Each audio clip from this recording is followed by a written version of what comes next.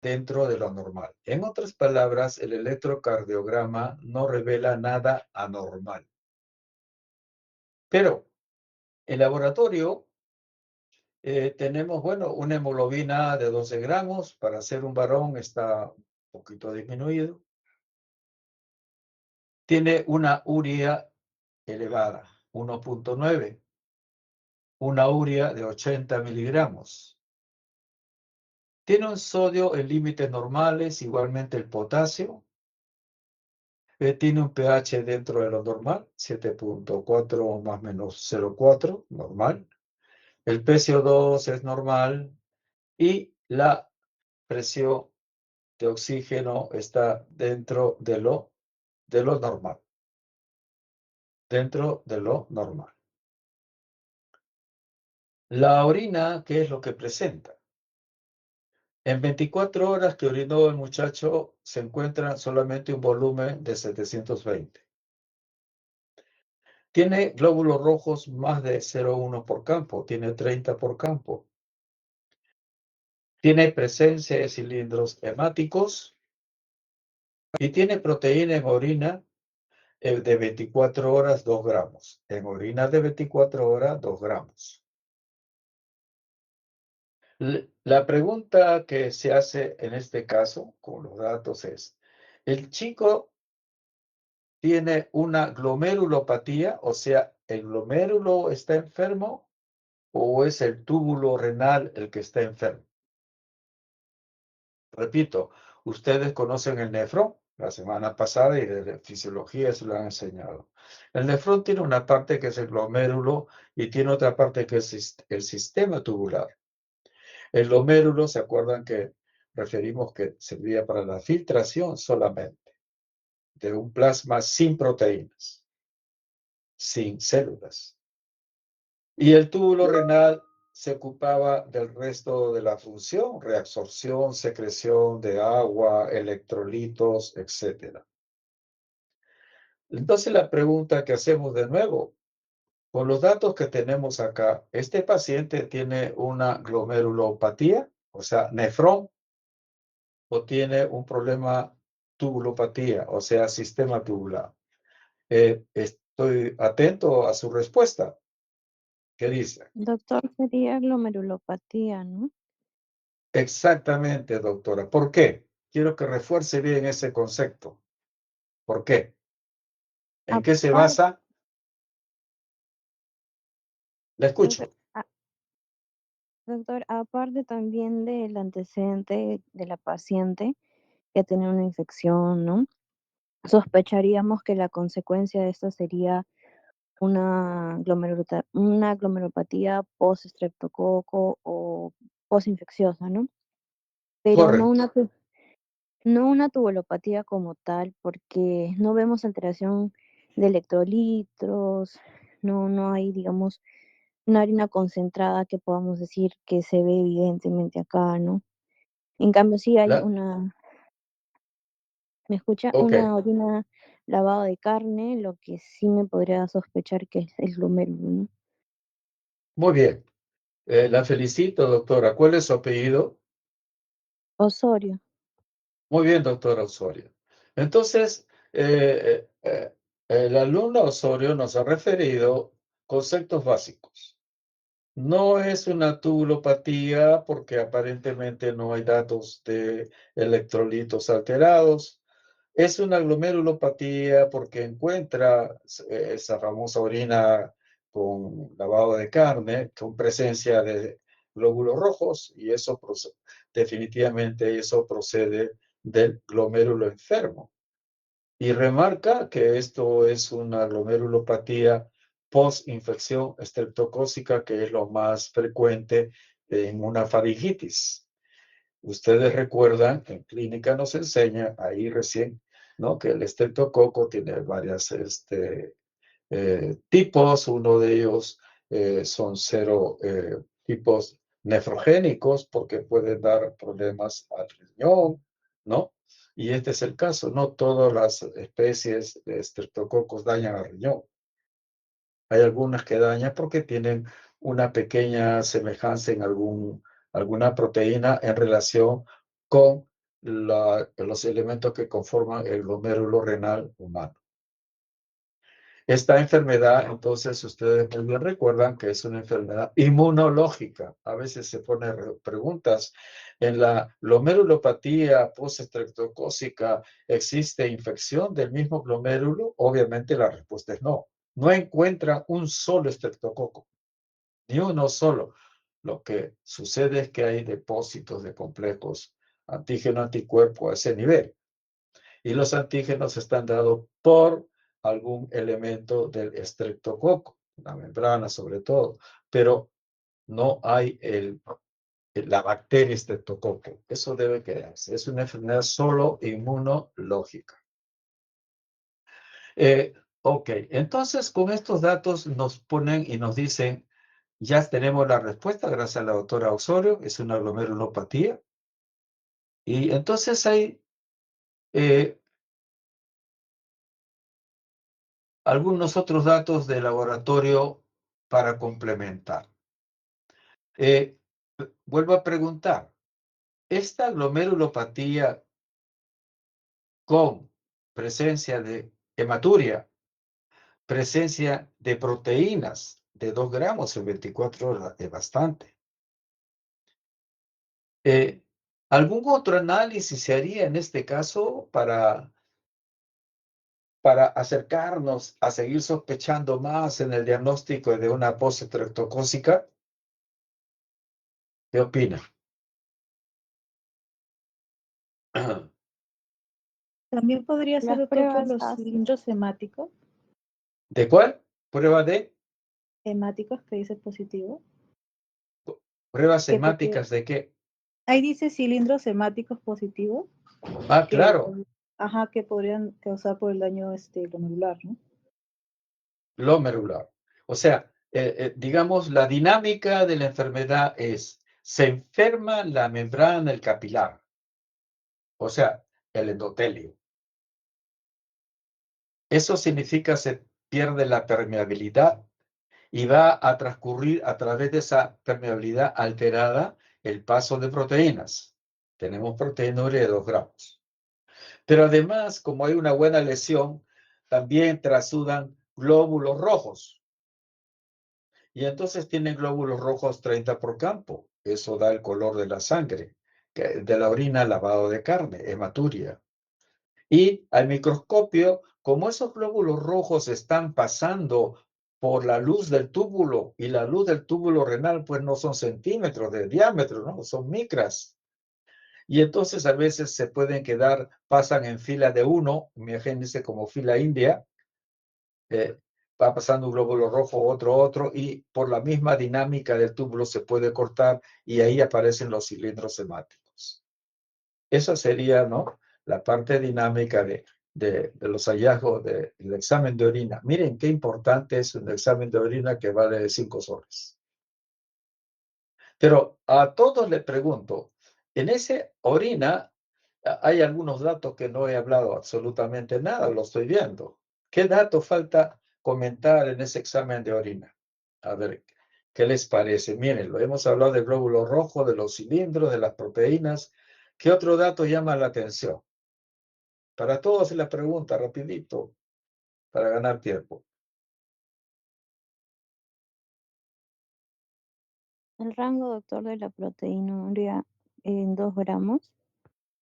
Ajá.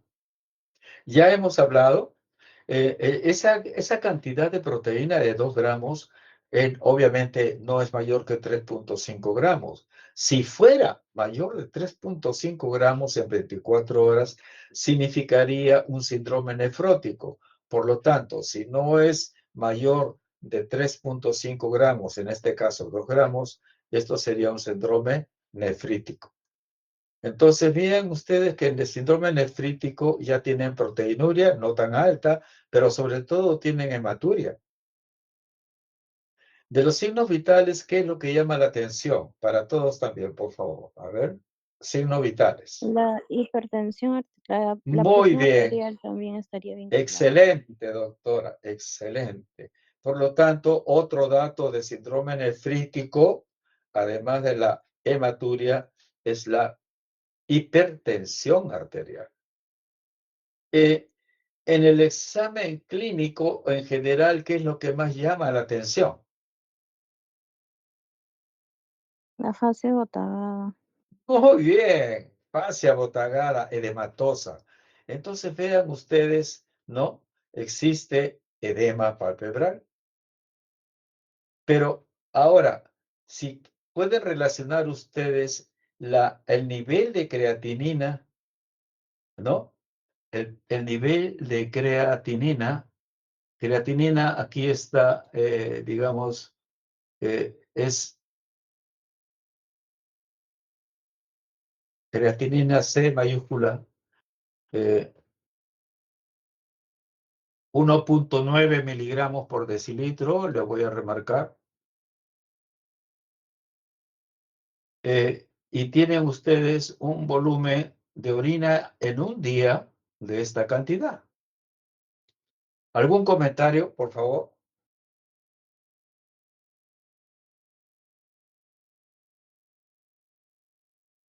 Relacionen los dos hallazgos. Y entonces necesito un comentario. ¿Qué creen que está pasando? Con el riñón, ¿se entiende?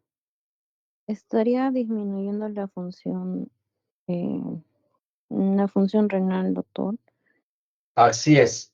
Entonces, en todo el planeta Tierra, definición de falla renal aguda, hay asociaciones mundiales, internacionales sobre el riñón, etcétera. RIFLE nos dice una definición de insuficiencia renal aguda. Un elemento básico para hablar de insuficiencia renal aguda es elevación de la creatinina. Y otro elemento básico asociado para definir falla renal aguda es disminución de la orina en 24 horas. Nosotros eliminamos 1000, 1200, 1400, 1500 centímetros en 24 horas. Este paciente está en la mitad. Por lo tanto, este paciente ya está con un débito urinario disminuido, lo que significa que ya hay camino, como se dice, a la oliguria, a la oliguria. La definición de falla renal es aumento de creatinina en sangre, disminución del volumen urinario en 24 horas. Entonces, este paciente cumple con ese criterio. Hay tendencia a la oliguria, tiene hipertensión arterial, tiene hematuria, ¿no? Bueno, entonces eso indica definitivamente falla renal y falla en la depuración, en la filtración glomerular, como dijo la primera doctora, o sobre el problema del nefrón, del glomérulo renal. Y el glomérulo renal, ¿se acuerdan que dijimos? La única función es filtrar. Por lo tanto, con 1.9 de creatinina, tengo todo el derecho a decir, este riñón no filtra bien. Pregunta para todos. Si no filtra bien el riñón, y es agudo, es como una patada que recibimos ahorita. Aparece en minutos, horas la enfermedad. Si no filtro bien, ¿qué va a pasar con el volumen sanguíneo?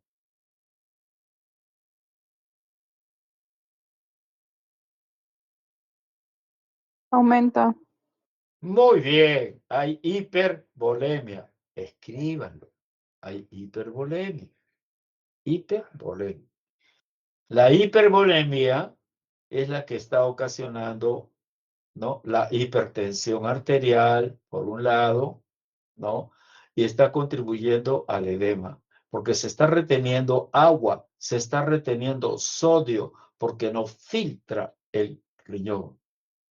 No filtra lo que tiene que filtrar de agua, no filtra lo que tiene que filtrar filtrar de sodio. Y en este caso, entonces, la fracción de excreción de sodio, que normalmente es no más de 1%, en estos pacientes con falla del mismo glomérulo, la fracción de excreción de sodio es mayor a 1. Con definitiva, mayor de 2. Entonces tienen en este paciente los datos para decir, este paciente tiene un síndrome nefrítico. ¿Quién me puede, a ver, escucho, me resume en qué consiste entonces el síndrome nefrítico? ¿Presencia de qué? Ya lo hemos hablado. ¿Cuáles son los elementos que debe tener para ustedes puedan hablar de un síndrome nefrítico?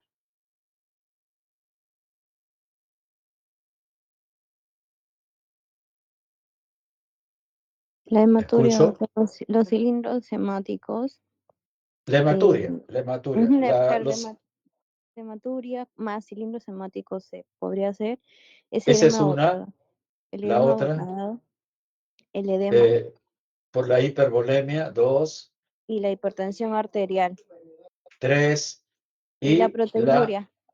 el débito urinario disminuido. Perdón, el débito urinario disminuido, ¿no? O sea, tendencia a oliguria.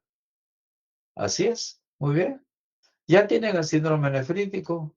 Bien, pues, vamos a resolver entonces algunas preguntas de repente que nos vienen acá. Yo voy a leer la pregunta y agradecería que todos intervinieran, además, ¿no? De las damas que están muy bien, por favor. O en todo caso, tienen el video, su audio para abrirlo en ese momento y contestar. Entonces, pregunto ahora, recordemos, ¿qué factores, presiones son, intervienen en la filtración glomerular? ¿Se acuerdan? ¿Qué es necesario para que la sangre que llega por el capilar al glomérulo, la sangre, el endotelio, deje filtrar lo que va a ser, ¿no? El líquido tubular? ¿Qué factores? Todas son La, juego de presiones. la presión hidrostática del capilar.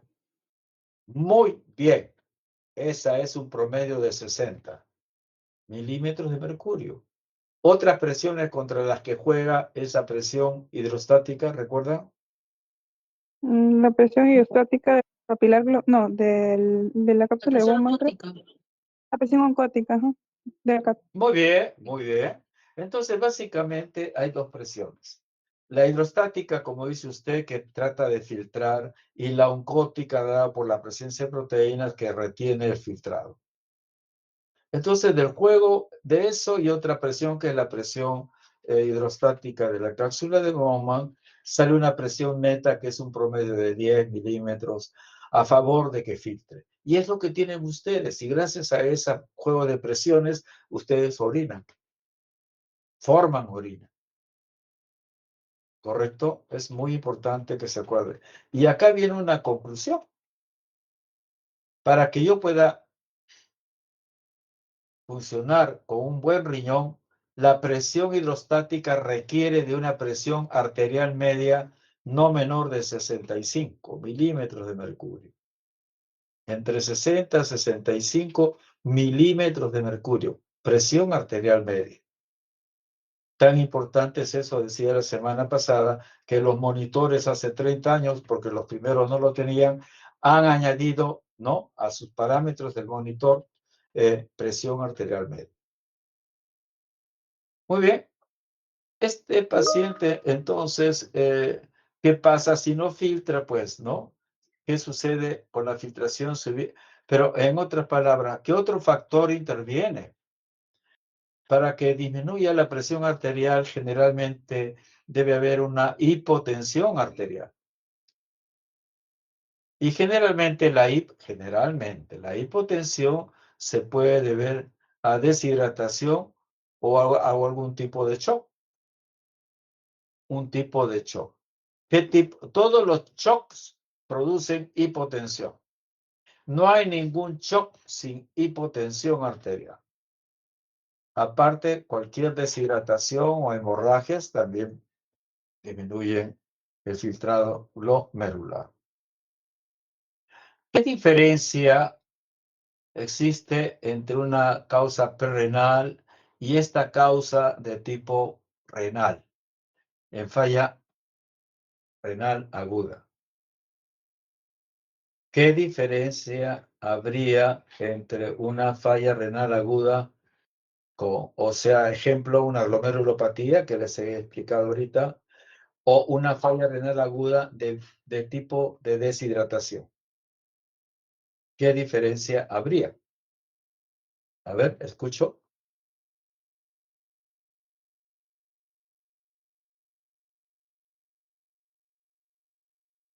La pérdida del volumen, doctor, y más no de lo que serían los electrolitos. Ya, estamos en el camino. ¿Alguien más quiere añadir algo?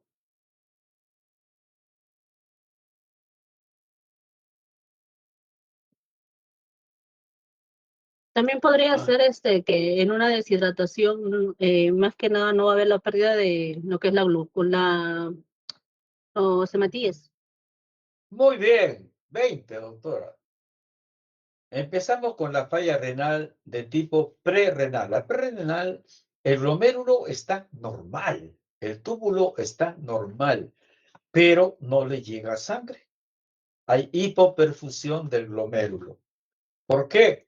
Puede ser deshidratación de cualquier tipo o puede ser un shock. Estoy ahorita con una pielonefritis y termino con una sepsis y la sepsis me lleva un shock en este momento.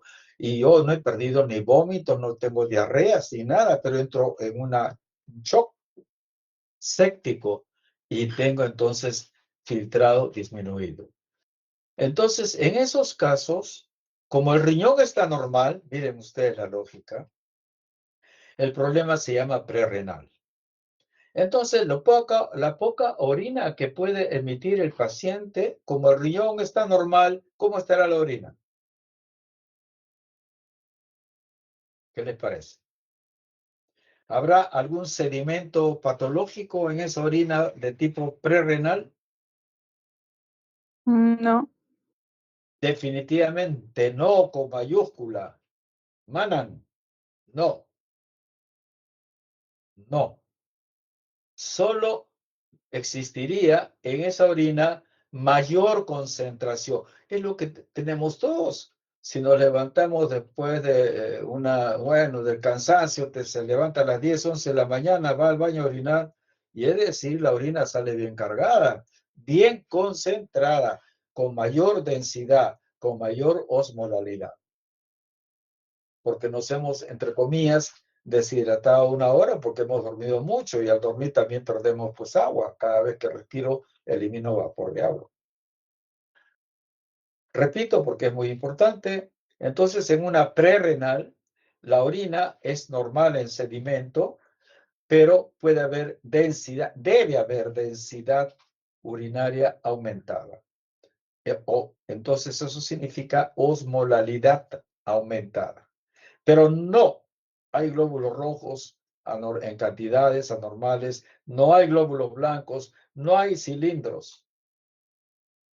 Y la fracción de eyección, que es otro parámetro para falla renal, la fracción de eyección de excreción, fracción de excreción, FE, de sodio, es menor al 1%. En otras palabras, el riñón es inteligente, dice, me falta agua, por lo tanto me falta agua, me falta sodio. ¿Qué hace el riñón? Retengo sodio. Y si retengo sodio, obviamente la fracción de excreción del sodio va a ser menos de 1. Se reduce a la mínima expresión.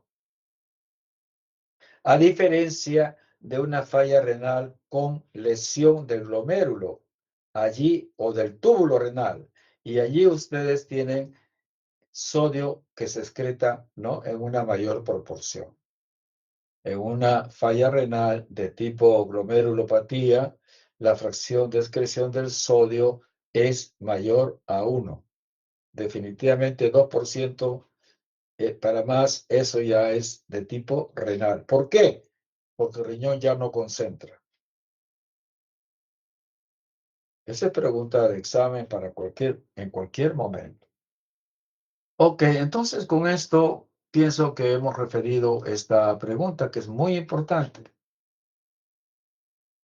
Si no le llega al paciente, no le llega una buena cantidad de líquido tubular, por lo tanto no le llega mucho sodio al túbulo contorneado distal, ¿qué va a pasar con el sistema renina-angiotensina-aldosterona?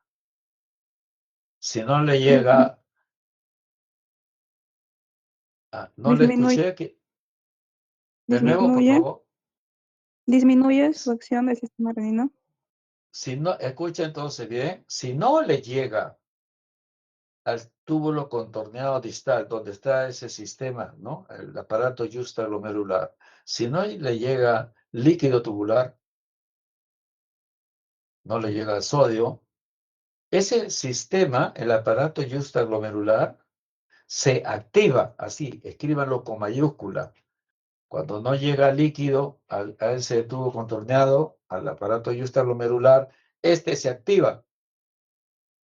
Inmediatamente la activación, ¿no?, hace que se produzca por las células justaglomerulares.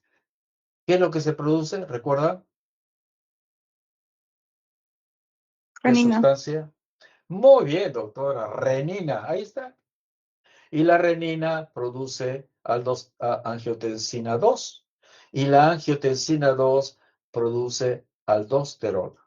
Por eso se llama sistema renina-angiotensina-aldosterona. Se activa el sistema ¿con qué finalidad? Mire, otra inteligencia de la biología. Como ellos detectan que no le llega líquido, ellos piensan, no me llega líquido porque ¿no?, está deshidratado todo el sistema. El organismo al que pertenezco está deshidratado. La mujer, el hombre está deshidratada. Entonces, ¿qué hace? Como está deshidratada, ¿cómo haría para que, escuche, cómo haría ese sistema con la finalidad de que aumente el filtrado glomerular para que haya mayor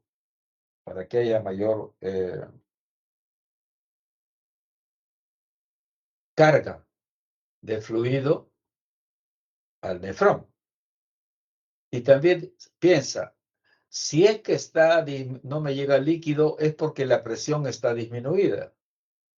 Y dice, si la presión está disminuida, por eso no me llega líquido, entonces yo voy a aumentar la presión. Y aparece aquí, ¿no?, la angiotensina 2, que es un potente vasoconstrictor, potentísimo.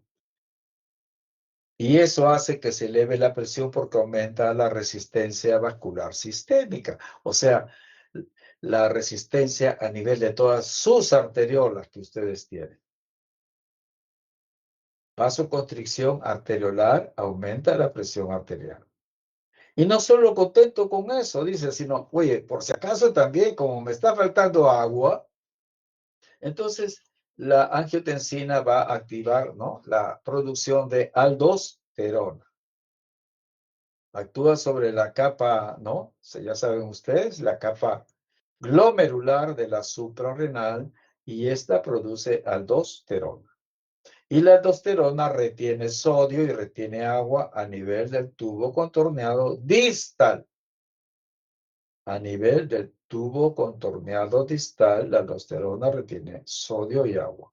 Y de esa manera, cuando el sistema renina-angiotensina-aldosterona se activa, va a aumentar la presión arterial por vasoconstricción y va a aumentar la presión arterial por aumento de carga de agua. Miren qué inteligente es el sistema. Es por ello que este concepto se usa en clínica. ¿Cómo se llaman los antihipertensivos que van a disminuir el nivel de angiotensina 2? ¿Recuerdan ustedes? ¿Cómo se llama el anti? De Los nuevo, por YECA, favor. los Los YECAS. YECA. Muy bien, doctora. Inhibidores de la enzima convertidora de angiotensina. El primero, captopril, lisinopril, renapril y todos los priles. El enalapril también. Entonces, ya saben dónde actúa un captopril, ¿no?, un enalapril, un lisinopril. Ellos actúan inhibiendo la enzima que convierte la angiotensina 1 en angiotensina 2. Angiotensina 1 a angiotensina 2. Por eso se dice YECAS. Pero pongamos que, porque toma mucho YECA, efecto secundario del YECA, y anótenlo, es que a veces, no en todo, pero puede producir tos. Y eso obliga a que el médico vaya a tener que suspender los YECAS. Entonces tiene otra alternativa. ¿Cuál es la otra alternativa? Va a dar una medicina que bloquee el receptor de la angiotensina 2. Si yo doy una Ara, medicina... Sí, hable, doctora, hable, por favor. los ARA, doctor. Muy bien, doctora, Dios mío. Los ARA, ¿no? ¿No? Los ARA, antagonistas de los receptores de angiotensina 2. Eso significa ARA, antagonista de receptores de angiotensina 2, ¿no? El losartán, ibersartán, cardesartán y todos los tarzanes. Los sartanes, ¿no? No tarzanes, porque tarzán es un mito, ¿no? Antiguo, leíamos las historietas de Tarzán. Bueno, miren, de esta lámina, cuántas cosas se desprenden de farmacología. Inhibidores de la enzima convertidora, YECA, y bloqueadores antagonistas de los receptores de los YECA, o sea, los ARA. Muy bien. Entonces, doy por alguna pregunta que deseen hacer de esta lámina. Miren, cuántas cosas sobre esta lámina. Y podríamos hablar más. En este curso me pide que hable también no solo de la fisiología, un poco de anatomía que estamos hablando, sino de la farmacología, pues, ¿no? Porque al final, ¿para qué tanta cosa? Yo necesito que me den una receta, escribo el nombre, sé lo que hago y al paciente lo curo, lo mejor. ¿Algún comentario?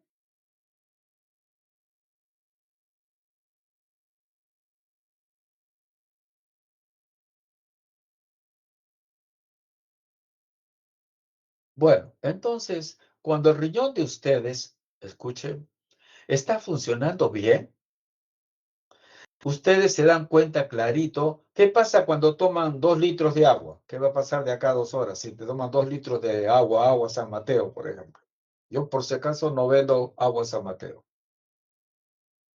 ¿Qué pasa si toman 2 litros de agua? Rapidito, responda, ¿qué pasa? Todos hemos experimentado algo parecido.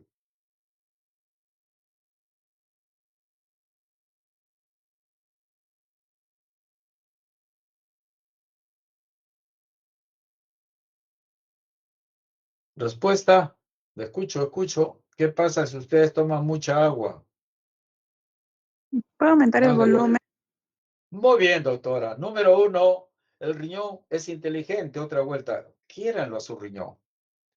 El riñón dice, ¿para qué me das tanta agua? ¿Qué me está sobrando en los vasos sanguíneos? Volumen, agua. ¿Qué debe hacer el riñón? Elimina pues el exceso de agua. Oye, pero el litro me ha costado 2 soles. Voy a eliminar 2 soles, 4 soles. Ya, pues, ¿para qué tomas agua? El riñón elimina el exceso de agua. Eso saben muy bien que lo hace el sistema tubular, no lo hace el nefrón, el glomérulo, lo hace el túbulo renal. Lo hace el túbulo renal. Elimina agua. La pregunta es, ¿y qué hace para eliminar el agua? ¿Qué elementos intervienen allí para que el túbulo renal, a nivel del tubo con torneo distal y colector, en el colector principalmente, no se retiene agua, no se reabsorbe agua y ustedes van al baño a cada rato? ¿Qué sustancias intervienen ahí? ¿Recuerda? ¿Qué hormona? Para que puedan eliminar agua. ¿Qué va a pasar con el nivel de una de las hormonas que tienen todos ustedes, que tenemos nosotros?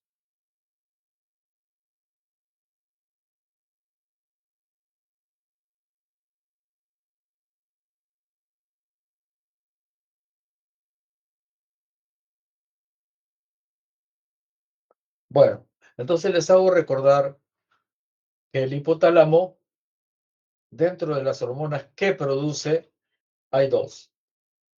La oxitocina, que saben ustedes interviene, ¿no?, con la contracción uterina, y que interviene en las células mioepiteliales de las mamas para excretar la leche que ya se ha formado. Y la otra es la hormona antidiurética. Anoten, HAD. Yo sé que le va a recordar si usted la anota, la escribe, hagan esfuerzo, escríbanla. La hormona antidiurética. Pregunto en general, ¿cuál es la función normal de la hormona antidiurética? Su nombre lo dice. Eliminar el ¿Cuál es? agua, doctor. No elimina agua. Mejor dicho, provoca, predispone a una retención de agua. Y entonces va a actuar donde tenga receptores esta hormona. La hormona tiene receptores en todos los lugares del cuerpo donde se juega con agua, desde el ojo, intestinos, igualmente en el riñón. Entonces, escuchen, si la hormona antidiurética, su acción es retener agua, disminuir, mejor dicho, si retengo agua es porque debo reabsorber agua en el tubo colector, reabsorber agua. ¿Qué sucederá si ustedes toman los 2 litros de agua que hemos quedado? ¿Qué va a pasar con ese nivel de hormona antidiurética? ¿Aumentará o disminuirá? ¿Qué dice la lógica? Disminuye. De nuevo, Disminuye, doctor. muy bien, escríbalo con mayúscula. Cada vez que hay exceso de agua en el organismo, sobrehidratación, se llama eso porque toman agua, sobrehidratación, la hormona antidiurética disminuye su nivel. Por lo tanto, cuando llega el exceso de agua al tubo colector, al no haber hormona antidiurética o niveles mínimos, entonces el agua se pierde por la orina y ustedes tienen momentáneamente una poliuria,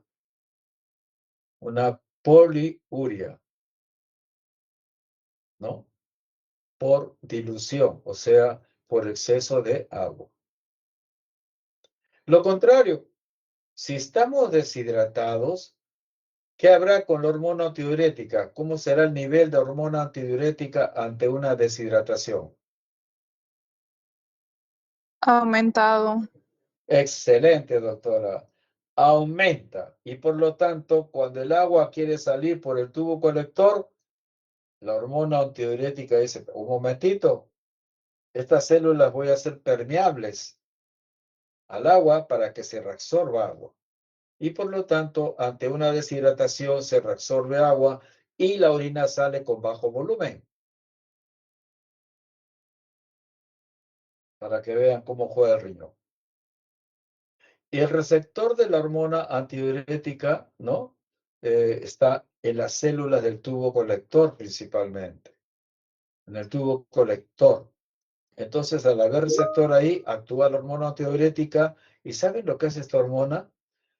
Mueve dentro de la célula, mueve las acuoporinas para que a través del canal de agua que se llama acuoporina se reabsorba agua. ¿Desde dónde?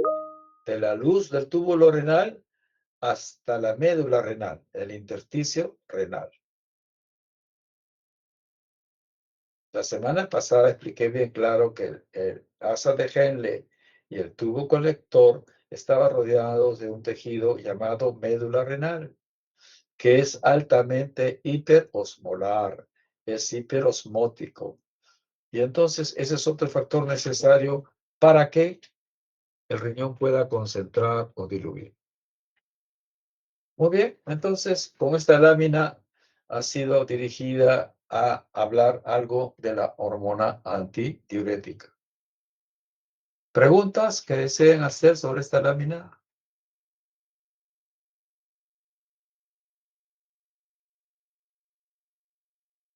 Pasamos entonces a otras preguntas que también ustedes debieran resolverlas, créanme. Moléstense un ratito en resolver cada pregunta y yo les sugiero que lo hagan a mano.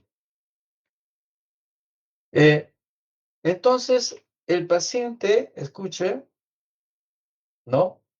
Tiene dos situaciones en relación al agua. Bueno, tres situaciones. Estoy normohidratado, no me falta ni me sobra agua. Estoy sobrehidratado, me sobra agua. Y estoy deshidratado, me falta agua. ¿En qué casos el riñón eliminará el exceso de agua? En ese caso lo elimina como agua libre, así se dice. Agua libre de solutos es cuando el riñón tiene que eliminar agua. Pregunto, ¿en qué casos de las tres situaciones de hidratación el paciente tendrá agua libre? ¿En la normohidratación, en la sobrehidratación o en la deshidratación? ¿Qué dicen ustedes?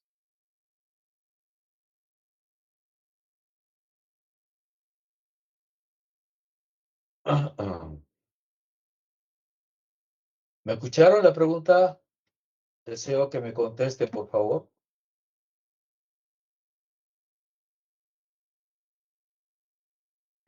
Podría ser en la deshidratación, doctor, no estoy segura. No, agua libre, dije en un inicio, que solamente existe cuando cuando el riñón tiene que eliminar agua. Le pregunto a usted, ¿cuándo su riñón tiene que eliminar bastante agua? ¿Cuando está normohidratada? ¿Cuando está sobrehidratada? ¿O cuando está deshidratada? ¿Cuándo cree que su riñón tiene que eliminar agua libre? Cuando está sobrehidratada, doctor. Muy bien, doctora. Usted escribe sobrehidratación igual agua libre positiva. Nada más. Eso es todo. De ahí saca la conclusión, cuando está deshidratada será agua libre, no existe. ¿Verdad? Porque el riñón no está loco, pues el riñón ha estudiado, tiene maestría, tiene doctorado. Si está deshidratada, el riñón retiene agua. No hay agua libre. Muy bien. Este paciente, entonces, que no le está llegando por la glomerulopatía que tiene, no está filtrando, líquido tubular, ¿no? No está filtrando lo que llega del plasma por el capilar. Obviamente dije que su sistema renina-angiotensina-aldosterona de este paciente se va a activar y ya expliqué por qué. Porque ese aparato yustanumerular detecta esa situación como que el paciente tiene hipotensión y entonces libera renina para que la renina actúe sobre el angiotensinógeno y la convierta en angiotensina 1 y la angiotensina 2 va a pasar a angiotensina 1 a 2 y la 2 estimula aldosterona. Por lo tanto, de lo que hemos dicho hasta ahora, si pregunto qué factores dependen de la concentración, ¿de qué factores depende la concentración de la orina? ¿Me pueden decir entonces que esto es como un resumen de lo que hemos referido?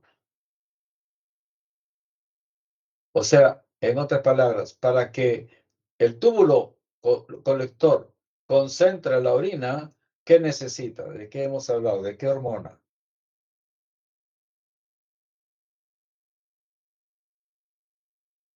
ADH. La hormona antidiurética, HAT, hormona antidiurética. Básicamente de eso. Y miren, aplicación clínica. Miren ustedes. Cuando por alguna razón, mala suerte de la vida, tengo un granuloma que me malogra el hipotálamo deja de producir hormona antidiurética y la persona va al baño y orina 20, 25 litros de orina en un día. Ese es el promedio. Cierren su ojo y orinen ustedes 20 litros a 25 litros en un día. Prácticamente se la pasan, ¿no?, en el baño. Eso porque no tienen hormona antidiurética y esa es una enfermedad. La enfermedad, anote, se llama diabetes insípida. Y ustedes yo sé que lo han escuchado. Yo no sé si lo han escrito. Diabetes insípida. Falta de producción de hormona antidiurética. Igual, falta de concentración de la orina. Igual, una poliuria horrible, masiva, de un promedio de 20 a 25 litros en un día. Si no se hidrata, el paciente se muere. Peor que el cólera. Muy bien, entonces, todo a partir de este caso que hemos visto de la glomerulopatía.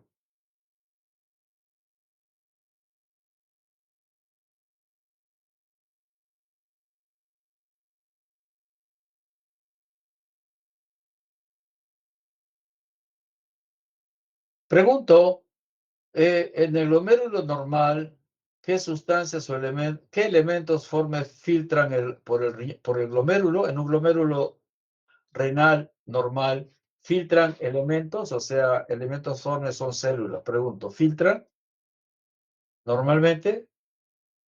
No, doctor. Muy bien, doctora, 20. No, definitivamente, de frente, sin dudarlo.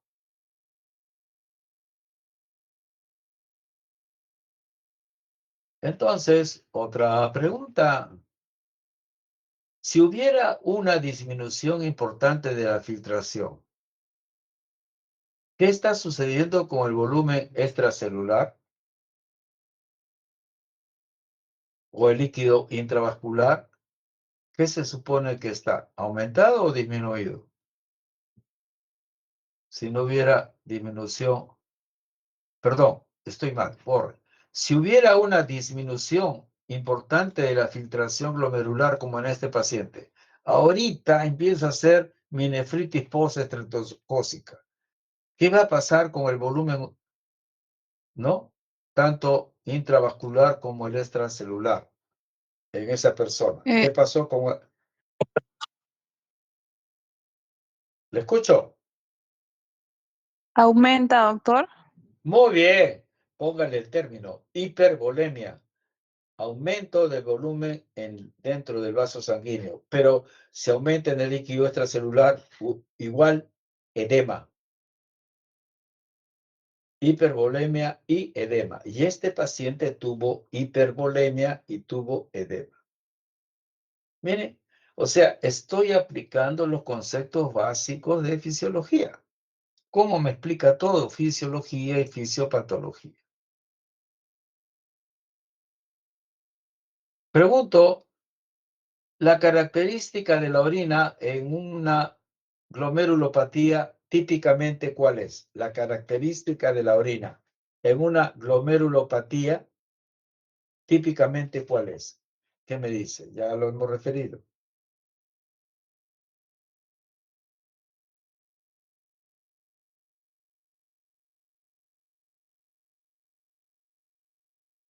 Hematuria. Muy bien. Sin miedo. Hematuria, leucocituria, cilindruria, proteinuria, cualquiera de esos. Anote, anote. O sea, glóbulos rojos, glóbulos blancos, cilindros, proteínas. La diferencia en las proteínas va a referir si es un síndrome nefrótico o nefrítico. ¿Me pueden decir ustedes cuál es la característica de un síndrome nefrótico? Ya le hemos referido antes lo del nefrítico. Pero en un nefrótico, ¿me pueden decir cuál es la característica? Proteinuria. Exactamente, doctora. Proteinura. Allí empieza el punto. Allí empieza la cadena.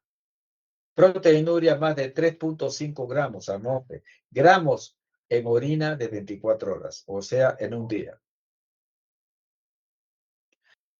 3.5 gramos a más en orina de un día.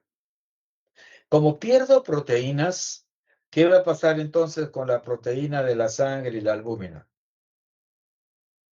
Hipoalbuminemia. Entonces hay hipoalbuminemia de cualquier grado. Si hay hipoalbuminemia, escuchen ahora, anoten. Si hay hipoalbuminemia, ¿qué va a pasar con la presión oncótica a nivel capilar de todo el cuerpo de ustedes?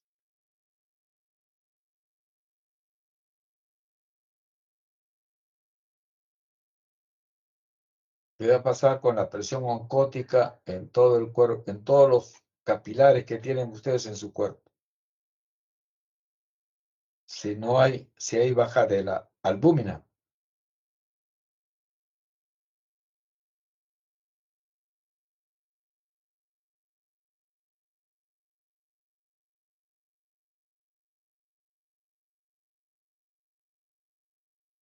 En otras palabras, indirectamente le estoy preguntando, ¿para qué sirve la albúmina en la sangre? Además de formar proteínas, obviamente. Dinámicamente, ¿para qué sirve? A nivel capilar.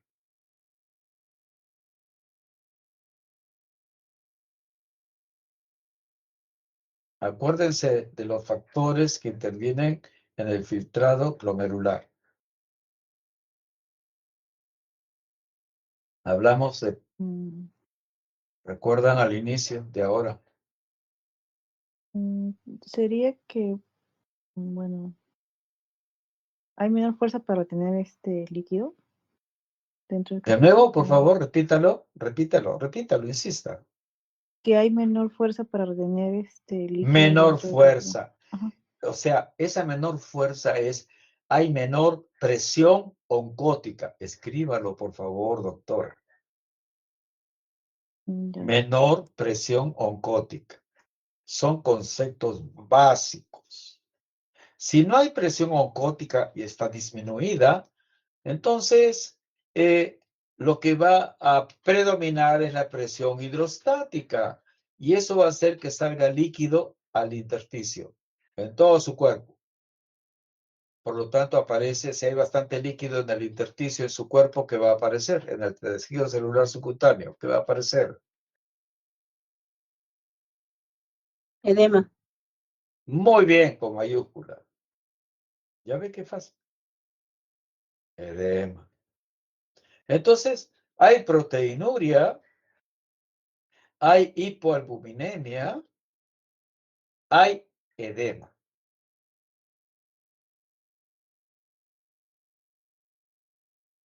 Y finalmente, en el síndrome nefrótico existe dislipidemia, principalmente hipercolesterolemia. Son las 4 patitas de la mesa que se llama síndrome nefrótico. Proteinuria, hipoalbuminemia, edema y hipercolesterolemia. Lo que sucede es que también en la orina, así como se pierde proteína, porque en el síndrome nefrótico el daño es a nivel mínimo de la membrana, que se hace permeable a la molécula de proteínas, entonces también va a filtrar lipoproteínas. Lipoproteínas. Y en esos pacientes, la orina, a veces el paciente dice, doctor, vengo porque mi orina tiene 2 cosas, me llama la atención. Uno, que parece cerveza, tiene abundante espuma blanca. Esa es la presencia de proteínas. Y 2, doctor, parece que hubieran globitos como de grasa. A eso se llama lipiduria. Lipiduria, o sea, presencia de lípidos en la orina. ¿Por qué? Porque se pierden también lipoproteínas. Entonces aparece dislipidemia que va a llevar a la hipercolesterolemia. Ya tienen las 4 patitas del síndrome nefrótico. Proteinuria, mayor de 3.5 gramos. Hipoalbuminemia, edema y finalmente hipercolesterolemia, dislipidemia. Y en el nefrítico, ¿se acuerdan? Hematuria, oliguria, hipertensión arterial y puede haber edema. Muy bien, entonces ya tiene datos básicos que no deben ser olvidados nunca respecto a síndrome nefrítico y síndrome nefrótico. Y si voy a la clínica, la pregunta es, síndrome nefrótico, ¿en qué casos da? Puede dar en insuficiencia cardíaca, puede dar en diabetes mellitus, puede dar en lupus eritematoso, puede dar en amiloidosis renal. Y hay otras más. Diabetes, amiloidosis, lupus, principalmente. Bueno, todo con esta lámina que estamos dejándola. ¿Preguntas sobre esta lámina? Si no hay, entonces pasamos a la siguiente. Este es otro caso clínico y con esto terminamos la noche. Anoten lo que crean anotar según su criterio. Reanoten si es que lo tienen ustedes el archivo. Escribiendo se aprende más. Porque al escribir ustedes ponen, ¿qué ponen? Atención a lo que están escribiendo. Segundo, ¿qué ponen? Relacionan las palabras, o sea, están relacionando los conceptos. O sea, ya están ganándose algo. Este es un señor de 48 años, obeso, un índice de masa corporal 31. ¿Cuántos días de enfermedad? 5 o 7 días. Nota que baja de peso en forma progresiva. Además tiene poliuria, tiene bastante sed y comienza a tener debilidad de todo su cuerpo y la visión se le hace borrosa. Pero, además de lo anterior, la baja de peso, la poliuria, polidixia y debilidad y visión borrosa, él nota casi antes de venir, 1 o 2 días antes, dice que ya se siente con mucho sueño, somnoliento, somnolencia, y que se confunde lo que le dicen, y finalmente nota que su respiración se hace más frecuente, más profunda y más frecuente, sin que él lo quiera. Aumenta la frecuencia respiratoria. Eso es lo que él nota. Y así viene. Entre los signos vitales, él tiene taquicardia, tiene una frecuencia respiratoria de 30. ¿Cómo se llama esta frecuencia respiratoria? ¿Cuál es el término médico que escribirían ustedes en la historia clínica? Taquipnia. Muy bien, doctora. Tiene taquipnia, tiene una presión baja y tiene una saturación normal. Entonces, en general, yo estoy en emergencia. Y yo veo que está ingresando un paciente que lo traen de repente sentado. Y yo noto que viene con una respiración de frecuencia elevada. Yo digo, está con taquipnia. Le pregunto a todos, ¿cuál es la causa más frecuente de taquipnia? ¿Una enfermedad cardíaca o es una enfermedad respiratoria? ¿Qué creen ustedes? ¿Qué es lo que, digamos, ustedes se imaginan?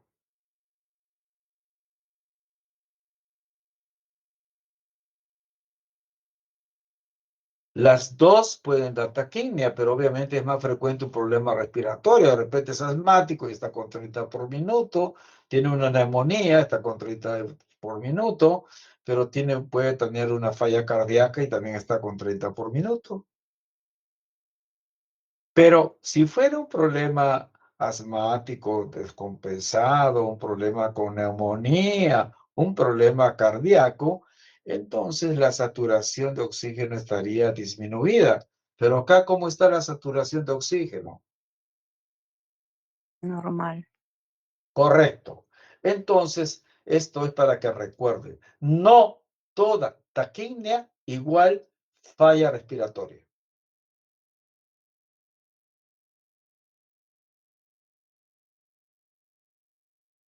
Este paciente tiene, como ven, el aparato respiratorio está normal, pero su aliento huele a manzana.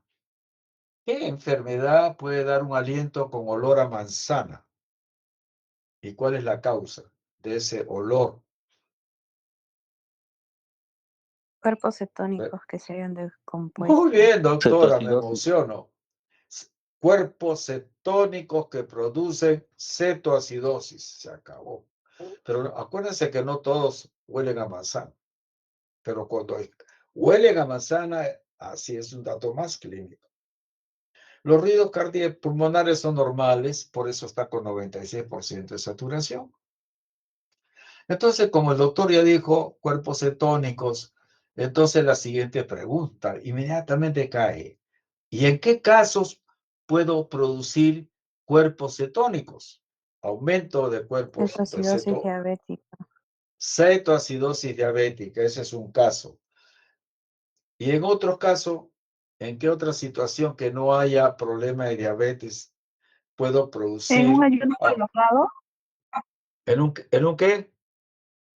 Ayuno prolongado, doctor. Muy bien, doctora. Dios mío, no hay caso, Dios existe. En casos de ayuno prolongado, generalmente más de 2 días. Así que las personas que hacen ayuna verdadera, dejan de comer cualquier sólido y solamente es agua, esa persona hace cuerpos cetónicos y no tiene cetoacidosis. No tiene cetoacidosis.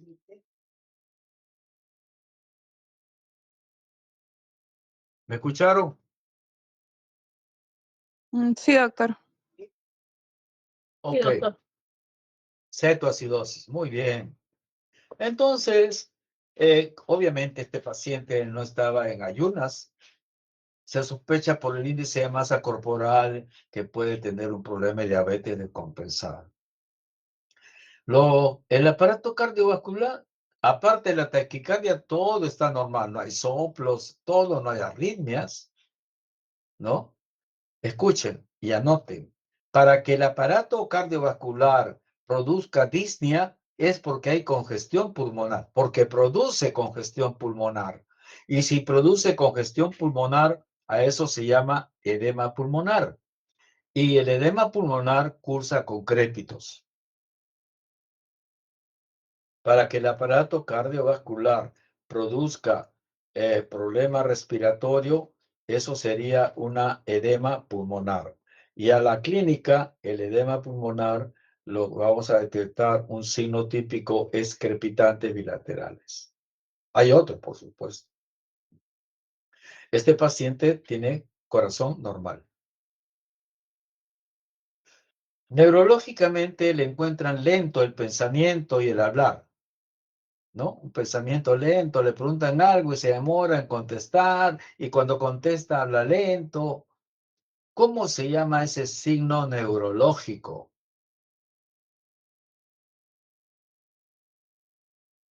Letárgico, doctor. Bradisiquia, que se ve en una letargia también. Bradisiquia.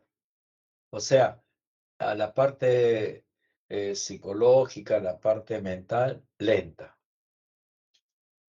También al paciente, escuchen bien, le encuentran neurológicamente desorientado en tiempo. O sea, está alterada la función neurológica. No tiene rigidez de nuca. Si no tiene rigidez de nuca, ¿qué síndrome pueden ustedes descartar en él o alejar bastante? Si no hay rigidez de nuca, ¿qué síndrome neurológico pueden alejar bastante? Meningitis. Muy bien, doctora. Meningitis. Meningitis. Sin miedo, pero escríbalo. La próxima vez que le pregunte y no se demora, pero así, es como ping-pong. Dentro de los análisis de laboratorio, mire, necesito un comentario rápido de ustedes. Voy a remarcar en amarillo lo anormal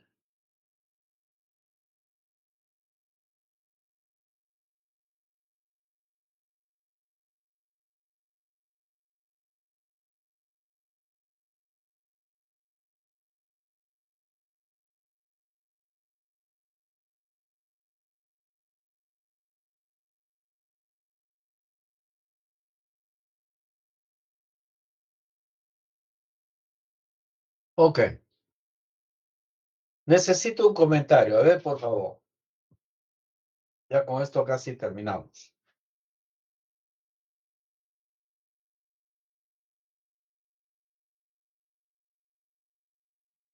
Tiene diabetes, doctor, por la glucosa que está más de lo normal, 360.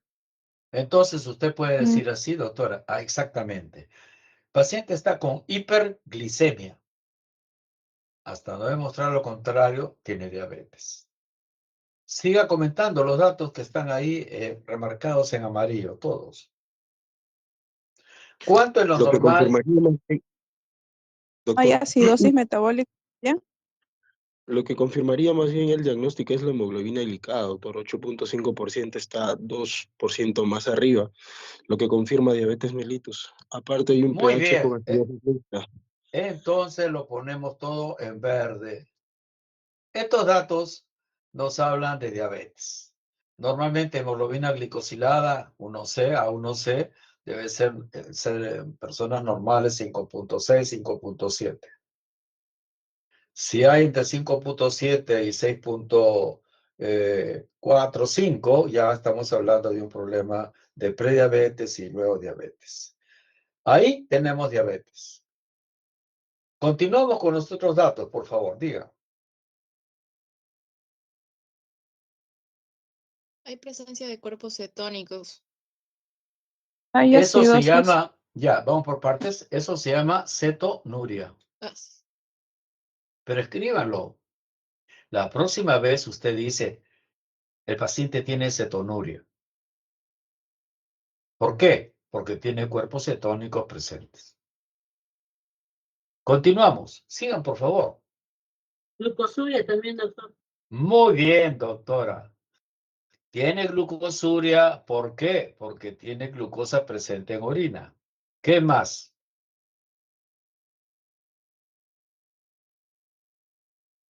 Hay una alteración también en el pH, doctor. Hay una acidosis mixta.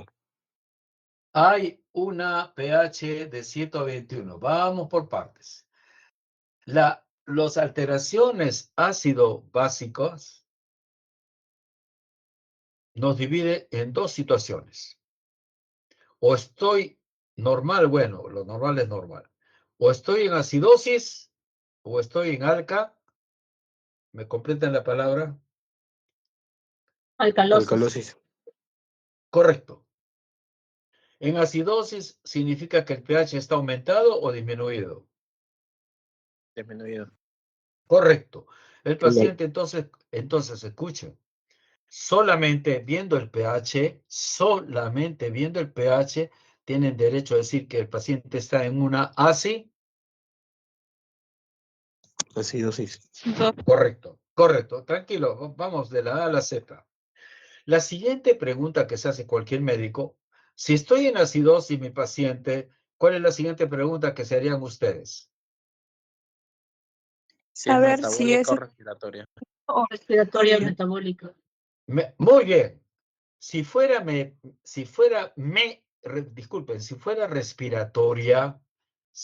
respiratoria, ¿qué parámetro buscarían y qué debieran encontrar de ese parámetro? El La presión parcial de CO2 CO2. ¿Elevado o disminuido? la aumentada ¿Y este paciente cómo está? está Disminuida. disminuida, Está tratando de disminuido. compensar.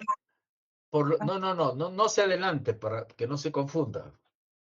El PCO2 del paciente está disminuido. Por lo tanto, ese PCO2 disminuido, escuchen, fundamenta el pH de 7.21. Podría ser, sí, doctor. Fundamenta significa, es la causa del pH 7.21, ese PCO2 disminuido. Ah, no. Ya, ahí nomás que es, ahí nomás, no abra la boquita. No. Por lo tanto, si el PCO2 no es la causa de ese pH 7.21, entonces ¿será un tipo de acidosis respiratoria? No. No. Doctor. Por lo tanto, la siguiente pregunta. Si no es respiratoria, ¿qué será? Metabólica. Metabólica. Ya, ahora sí, recién podemos hablar. Entonces, con estos dos datos milagrosos que nos da el AGA, ya estamos razonando y decimos que el paciente lo que tiene es una acidosis metabólica. Ya lo hemos fundamentado. Ahora viene la pregunta. Cuando es metabólica, ¿qué mecanismo tiene el organismo para tratar de compensar esa acidosis severa que está matándolo, metabólica? ¿Qué mecanismo tiene el organismo? Secretar La bicarbonato. hiperventilación, doctor. Va a hiperventilar el paciente. Excelente, hiperventila. Si hiperventila, ¿cómo estará en ese caso el PCO2? Va a estar disminuido porque se va a querer eliminar. Correcto, disminuido.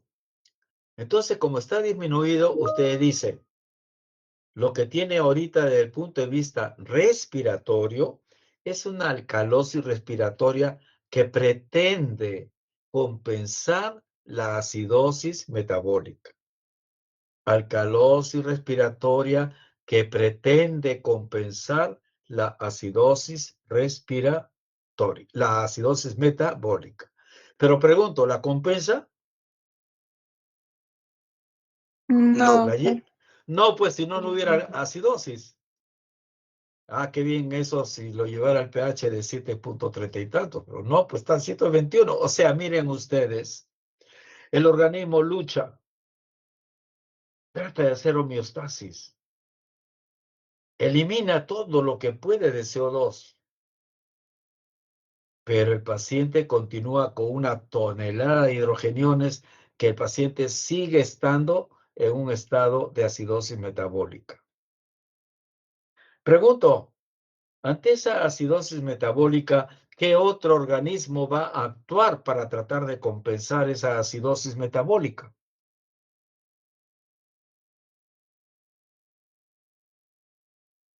¿Qué dice? ¿Qué otro organismo tienen ustedes? ¿Qué otro órgano que va a tratar de compensar la acidosis metabólica? Los pulmones. Los riñones. Exactamente, doctora, sin miedo. Los riñones. Pregunto, ¿en este paciente sobra hidrogeniones o falta hidrogeniones?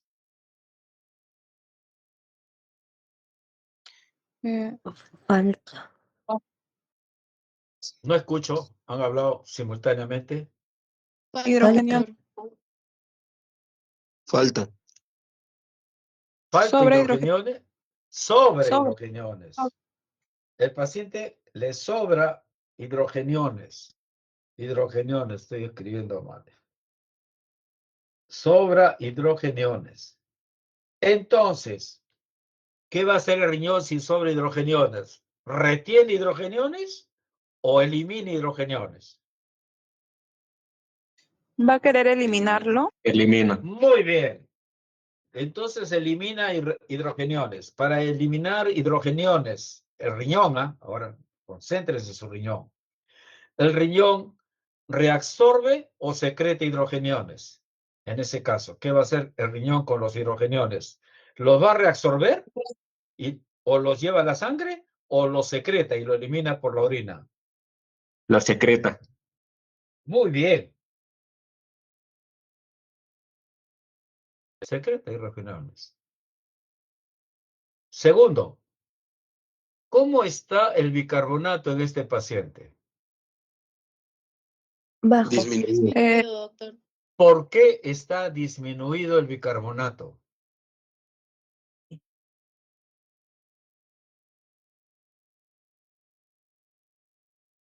Está descompensada la alcalosis metabólica. Porque el No, peso está disminuido.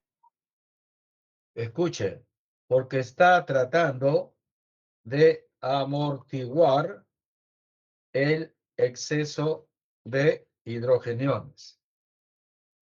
¿Se entiende lo que he escrito ahí? ¿Están viendo o no? Pregunto, pues. Sí, doctor. Tiene que contestarme inmediato, porque cada segundo perdemos tiempo. Tratando de amortiguar. Sí, o sea, ¿sabe qué? Al tratar de amortiguar el exceso, al bicarbonato lo está usando. ¿Está bien o no? Esa es la palabra. Sí, doctor. Y si yo uso algo, ¿aumenta o disminuye? Disminuye. Obvio, pues. Entonces, si disminuye, tiene bicarbonato disminuido en sangre.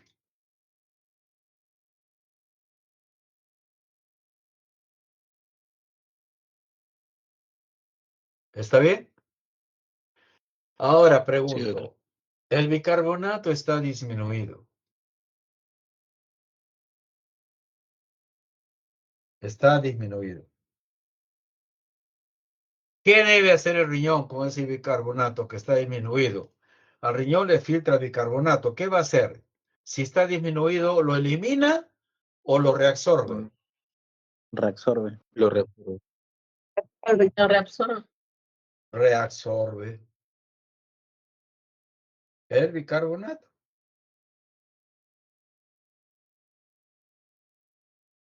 Entonces, esta es la respuesta normal. Con estos dos datos, pregunto, ¿la orina qué pH tendrá? ¿Ácida o alcalina? Miren usted lo que está haciendo el riñón. ¿Qué va a Alta. producir eso fuerte en una orina? Lo que está haciendo el riñón, ¿qué va a hacer que produzca su orina? ¿Ácida o una orina alcalina? Ácida. Así es. El PO, a ver, PO4, el famoso H2NA. Ay, Dios.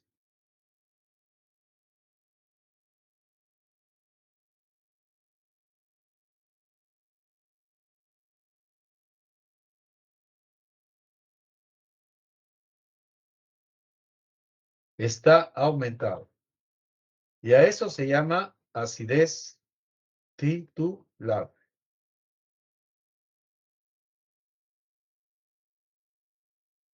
O sea, normalmente, si mi riñón trabaja bien, está sucediendo todo esto a nivel de riñón. Tómale una foto antes de estar, porque esta lámina no va a estar, ya le envié los archivos a ustedes. Eso estoy agregando acá. Muy bien. Entonces, preguntas que deseen hacer. Esa forma de eliminar el exceso de hidrogenio por la orina, a eso se llama fosfato ácido de sodio. Esa es la fórmula del fosfato ácido de sodio. Y eso se conoce en todos los libros de fisiología de todo el planeta Tierra como acidez titulable, que estaría aumentada.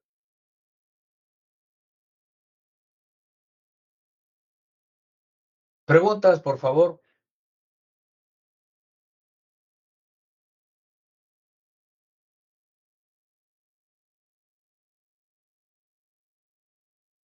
De nuevo, ¿alguna pregunta o algún comentario final? Ya con esto acabamos el capítulo de renal. ¿Algún comentario?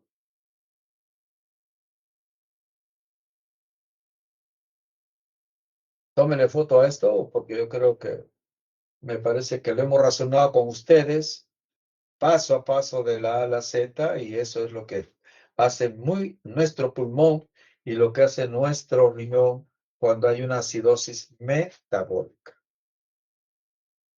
No se olviden, muchachos, ¿ok?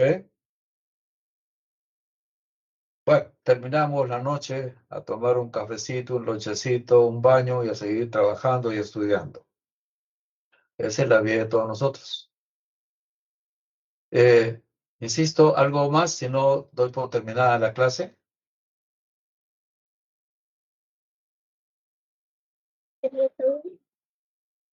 No le escucho, un poquito más, acérquese al volumen. No, doctor, está todo claro. Gracias por la ponencia.